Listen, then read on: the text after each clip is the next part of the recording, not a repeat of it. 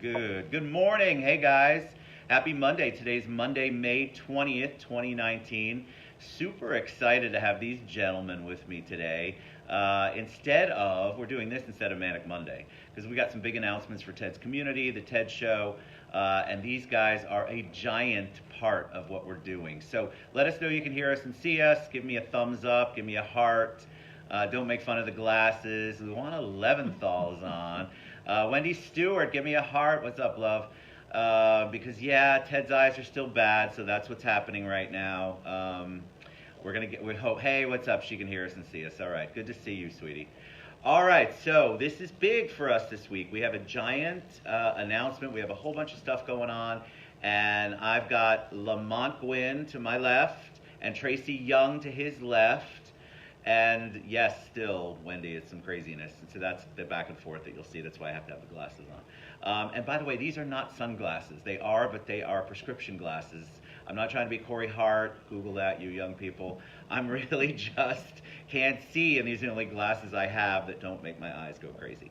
All right, so we are going to be talking about Real Second Chance today. We're going to be talking about Ted's community, and we're going to be talking about these two gentlemen. So welcome to the show. Thank you for having me. I appreciate being here. I'm so excited to have both of you on here. I'm so excited for you to tell bits and pieces of your story. And I'm super excited about what we're all doing together and what we're working on. So who am I starting with first? Tracy to my far left. All right, guys, this is Tracy Young. Welcome, buddy.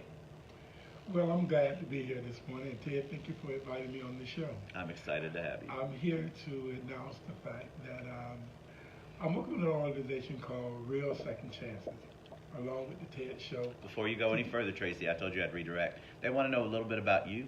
Okay. Then we'll get to Real Second Chance. They Well, want to know a little bit about Tracy. well, Then they're first- going to listen to you. Tracy's nervous, guys, so give him lots of love. Don't give him a hard time. My audience never does that. You sound great. So tell us a little about Tracy, like where you're from. We'll get to the journey of how you got here, and then we'll talk about Real Okay. Second Chance. First of all, my name is Tracy Maurice Young. I was born and raised right here in the Orlando area. Love it. I went to elementary, junior high, and senior high school here, from Delaney Elementary to Grand Avenue to Cherokee to Howard. To Johnstown. Cherokee. Yes. I got you, man. Google that, Orlando, and that's an old one. And those places are still standing. But the real reason why I'm here, because I'm working with TED Show and Real Second Chance. I have a few people that I got to think that I met Real Second Chances through Mr. Claude Smith and his wife, Donna Smith. UP, I like to lift them up because they're doing great for the community. But I'm one of those people that are here on the TED Show to let you people know the struggle of the homeless, the one convicted felony, some of our drug addicts and so on that really can't find employment in this town. And what I'm trying to do is start my own business with the community help to back me. Because if you help me, I can help others. And my goal is, basis what Real Second Chance has done for me, it's given me the opportunity to give back. And I thank Ted for inviting us on the show so that we can get the message out there to everybody what's going on. I don't want to take too much time up, but You sound good, Tracy. Was that hard? It's not that hard. Yes, Blessings back to you, it was. Dallas. You sound good. Hey, Shirley, what's up, love? Send them some love. Shirley's the love. You're the love machine, Shirley. We're going to call you that from now on. All right, so I'm just going to go to Lamont. This is Lamonte Gwynn. If you saw the pictures that we posted today with the frame around it, Lamont took those pictures of him, I'm assuming. Yeah. Took those pictures of him. Look at me trying to promote, and I'm like, I don't know what I'm talking about. Took those pictures of him and Tracy, and they're excellent. So tell us a little bit about you, Lamont. So I'm from Baltimore, Maryland, born and raised, one of 5 children. I had a mother and father who raised us, went to public school, elementary school, high school. I didn't go to college. My parents couldn't afford college and really didn't want to send me to college. What I did is use my high school as the way to get the skills that I needed to be able to get in the workforce. And so I took business classes in high school. And in taking those classes, I learned how to type, I learned how to use the computer. This was just when computers started coming out. And that's where I started my journey very early on, in my early 20s, I worked for a nonprofit youth organization out of Baltimore. Well, actually out of New York, but Baltimore had received a grant Nice.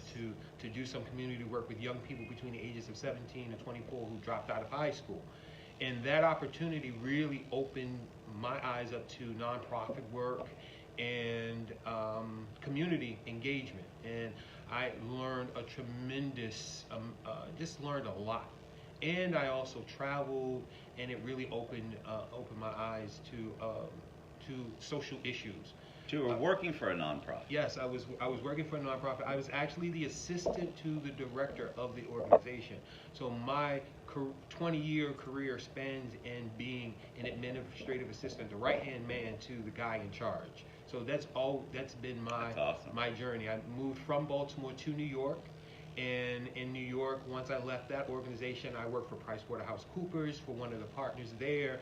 I worked for VP at MTV. I also did some production assistant work, and I became a bartender, and that's kind of where my life kind of took a change.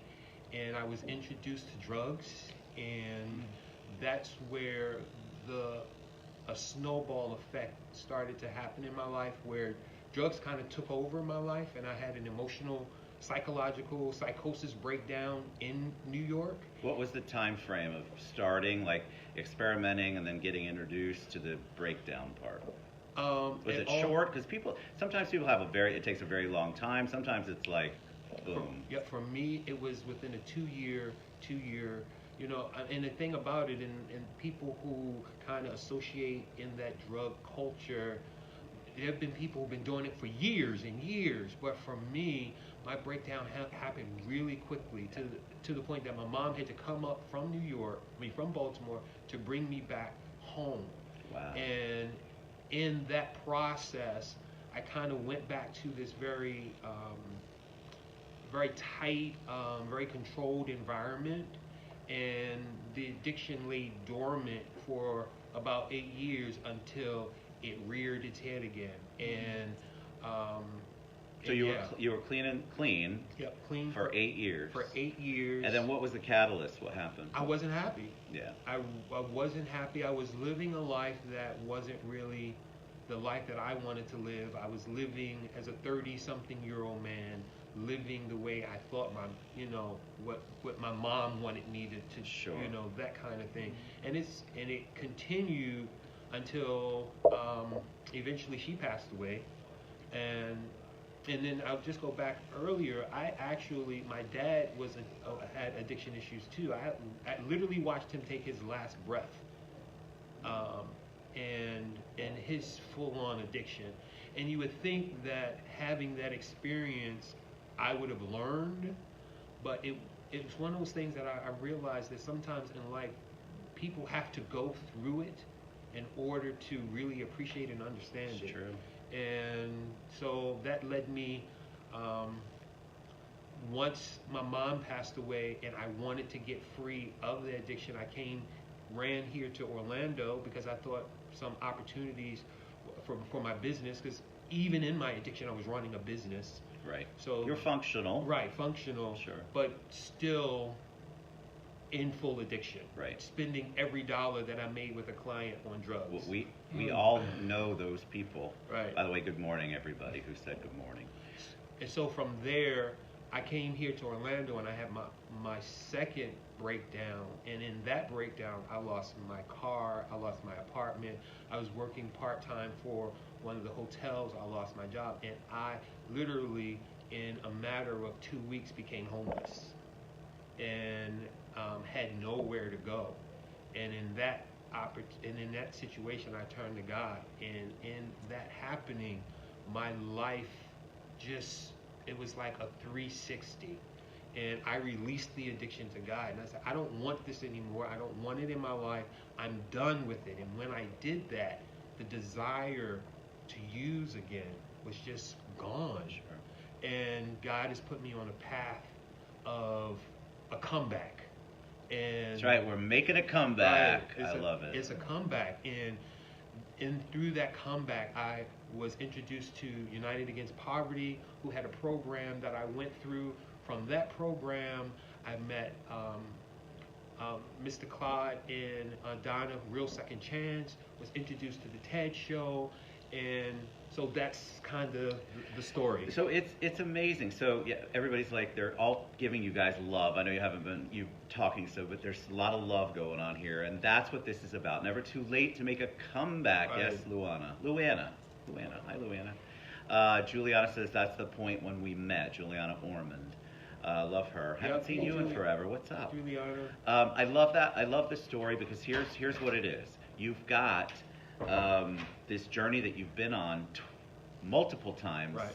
And then now you're in a place where you have a successful business. You're going one of the reasons why, and Tracy touched a little bit on it too, that we want to showcase the talents and the things that Tracy and Lamonte have to offer is they're going to become, in their journey as they are successful, they're going to become mentors to other people who are either going through that journey, have been through that journey, because like you said, it's very difficult to find employment. It's very difficult to figure out where your life's going to be once you've hit that rock bottom and you're trying to come back. Yeah. We have amazing resources in Orlando, but that does not necessarily mean that it's an easy journey to get there. Right? And so it's a constant journey. That's the other thing that's super important. He has to work on his sobriety, for lack of a better word, every single day. So as he's building his business, which he's a photographer, tell us what the expression coach, right? So these guys all they want to do is continue in the positive direction that their life is now taking them, and then they want to be there for other people who are up and coming that are going through the same kind of thing. Yes, Dallas, turning trials to blessings. Exactly. That's right. Yeah. All right, so you went to UAP. I've had Eric Gray on the show, United Against Poverty. They've got this job helping people who are, because guys, you don't understand how close so many of the people you know are to homelessness, are going through addiction, who are functioning in their addiction. And by function, I mean you wouldn't necessarily know it. You might see signs, but you think, oh, they've got a job and a house and everything else. But I'm telling you, that house of cards is going to tumble at some point. So you've got these two who have been through it, hit rock bottom, done whatever it is that they've had to do probably multiple times to get to where they're at. And that's where UAP came in, and then that's where Real Second Chance came in. So talk a little bit about what you all are doing with Real Second Chance. And Real Second Chance is one of the charities that we work with for TED's community, and we have a lot of stuff going on with TED's community that's being launched this week. So talk about, if you can, Real Second Chance and some of the things that you guys have already done, either with Donna Tracy or with Donna Lamonte, helping others. That's the point. You're right, Juliana. So talk about that. Well, first, as I said, through UP, we got a chance to meet Real Second Chance, which was Mr. Claude Smith and Donna Smith. We worked for them for like 4 days at a Christian retreat out in Lake Luna. And he hired server agency to help him run this functioning. But when he found out, the guys from UP, he found us to be more sincere about doing what we was doing.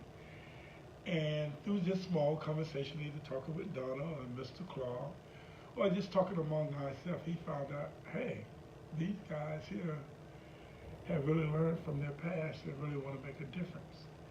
And so he invited us into Real Second Chance, into the TED community to find out what was going on. And in the process of finding that out, I found the community here in Orlando that is really about helping people like myself and Lamont. I'm a convicted felon that can't find a job. I do odd jobs, running here, there, and everywhere, bartending, night capping, or whatever it may be, you know, for a temp service in order to make ends meet to pay my car insurance, my rent, you know, whatever it may be. But no one wants to hire me because of my past convictions. And that's not me. That's the person in the past. Right. And very important. The thing is that by being a convicted felon, being through the penal system for the last 27 years of my life. I've had jobs where I work for a week or 2 or 3, and then my employee come and tell me, say, Tracy, I need to talk to you. I got some good news and some bad news. The bad news is, the good news is, you're one of the best employees we ever had. But the bad news is, I got to let you go. We did your background check, and we don't hire convicted felons. Now, I know for a fact there are organizations out there that hire convicted felons. They do. But most of them are already filled up with it, so there's a waiting list, you know. And I need to eat now. Well, I'm a firm believer that a man that doesn't work can't eat.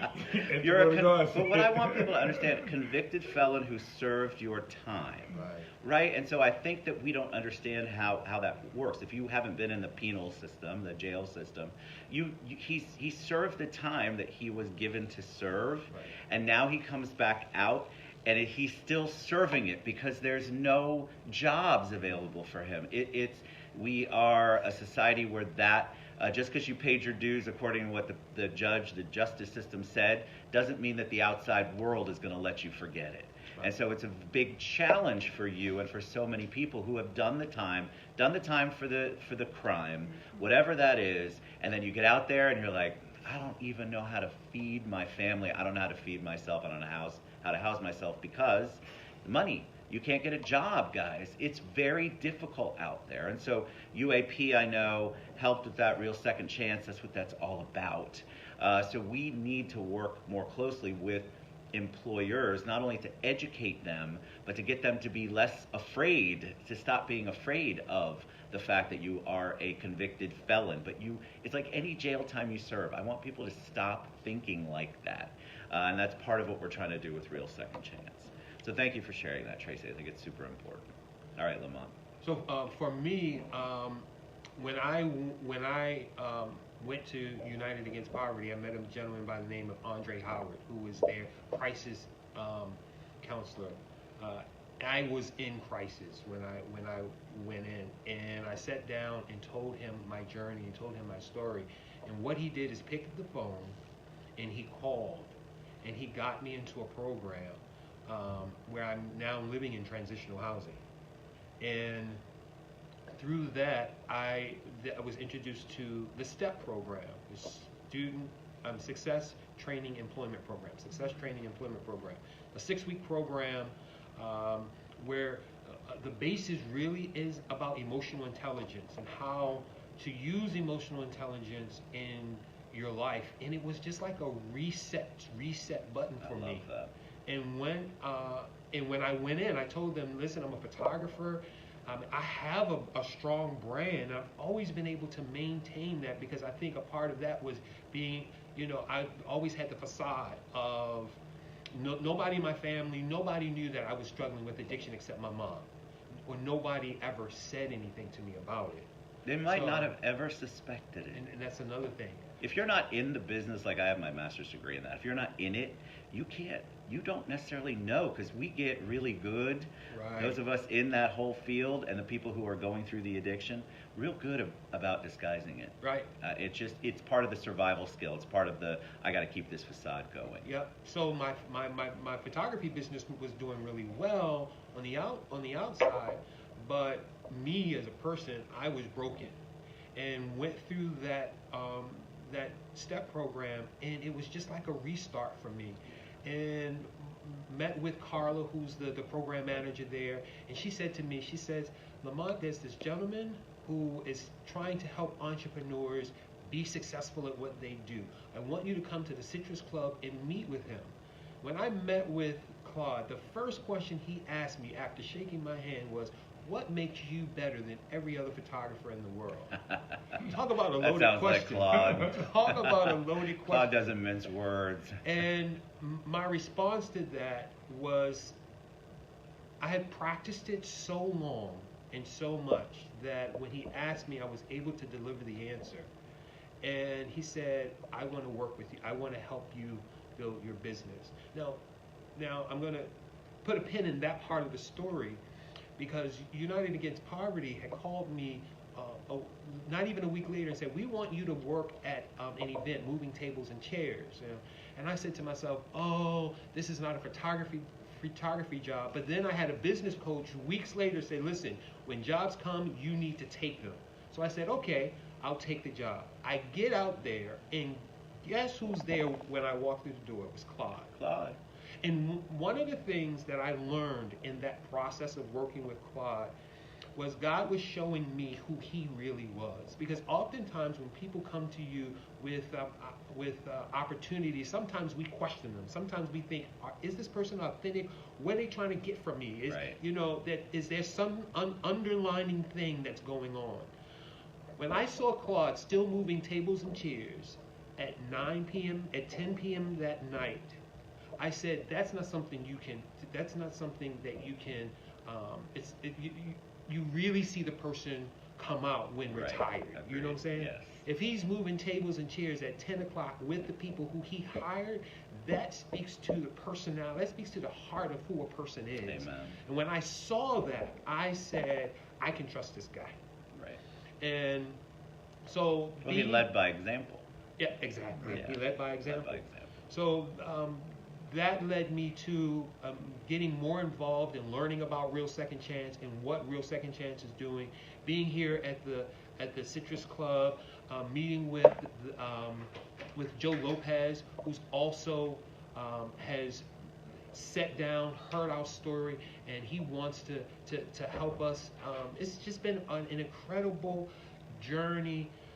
When you talk about a comeback, sometimes I just sit and I think to myself, wow, what a difference a year makes. Because if you take me back a year today, I was knee deep in my addiction. I had not hit the rock bottom a year ago today.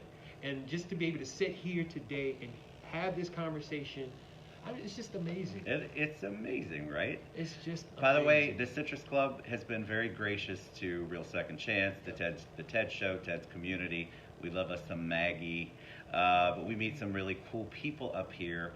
And everything that's going on with Joe Lopez, which we'll be announcing pretty soon, it all comes from kind of this think tank that we all get together. We're constantly in this think tank mode of how to improve the community, how to utilize and help people with the shows that we do. This isn't just me and our guests having a vanity moment. Obviously, I'm wearing sunglasses at 11 o'clock in the morning. There's no vanity here.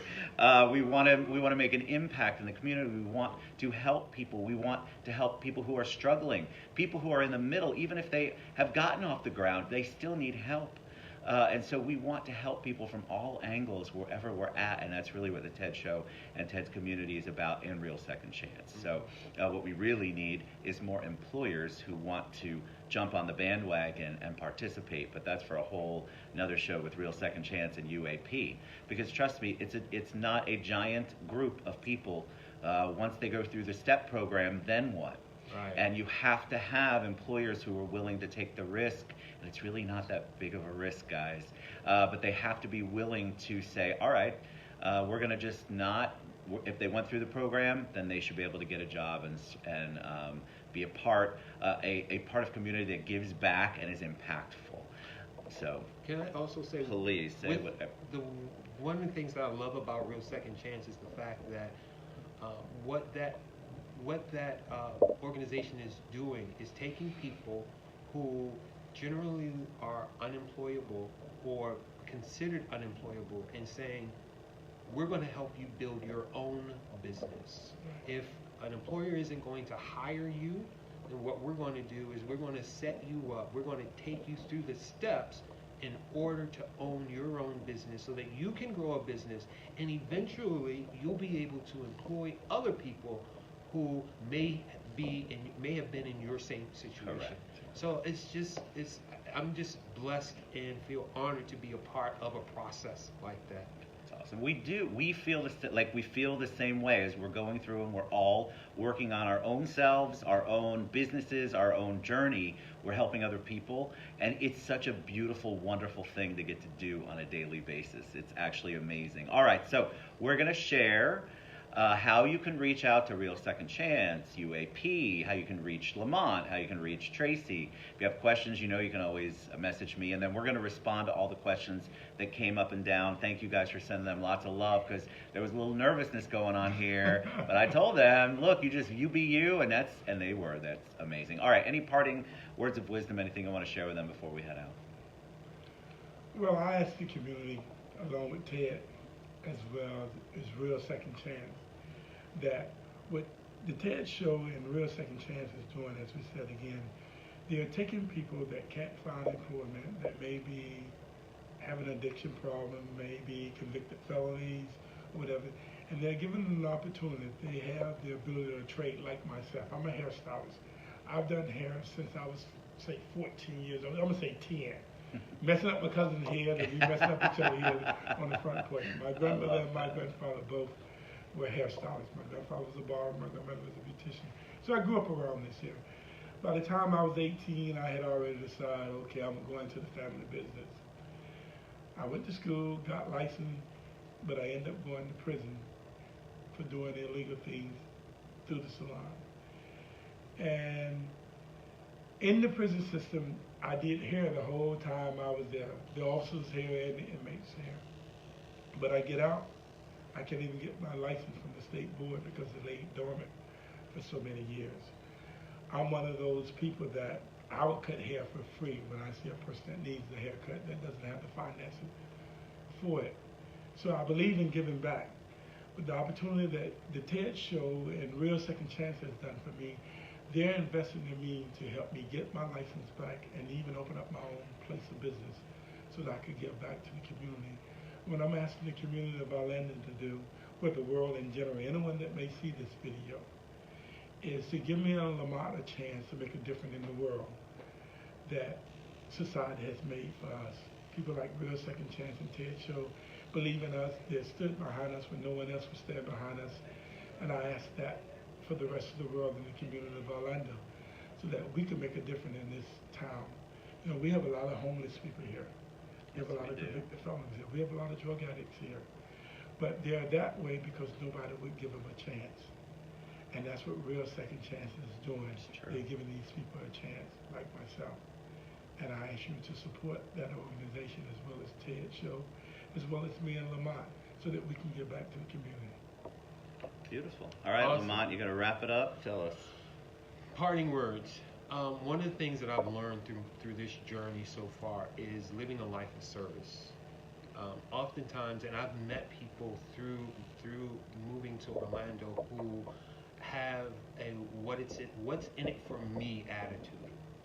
They only want to connect with you if it benefits them. And what I've learned is support is not a one-way street. It is a two-way street. And the more we give of ourselves in true service, the more God will allow us to receive. And so for me, just living a life of service, not just looking out for my interests and what I want to get out of it, but what can I do to help someone else get where they need to get, even if it means taking somebody who is homeless and going and saying, come on, I'm gonna buy you a sandwich and sit down and have lunch with them. I've done that before because I know what it feels like to be there. And sometimes we don't necessarily have to hit rock bottom to at least have a human side to us and say, I want to help. And the more we help people, the more it comes back to us. Amen. So that's my part of it. All right. Look, you guys support Real Second Chance. Support Lamont through that. Tracy. We love you guys. You were awesome. See, all over, all done. You feel all right? You good? Yep. All we did is look at the camera the whole time, Tracy. We're good. We're all going. I have one last word. All right. Being good stewards mean this here. God give us a blessing, whether it be wealth, talent, or whatever. He give it to us so that we can use this to support the community. I have the community of Orlando and the world. God has given me the ability to be a hairstylist, the ability to be a photographer. We're asking to be good stewards, to give this talent back to the community, and that the community support us while we're getting so that we can make a difference in this community. Make a difference. Very All right. good. Making a comeback, guys. I Yep. think we're on our way. All right. Thank you guys for being on. Thank We you love so you much, guys. Ted. Mwah. See you back soon.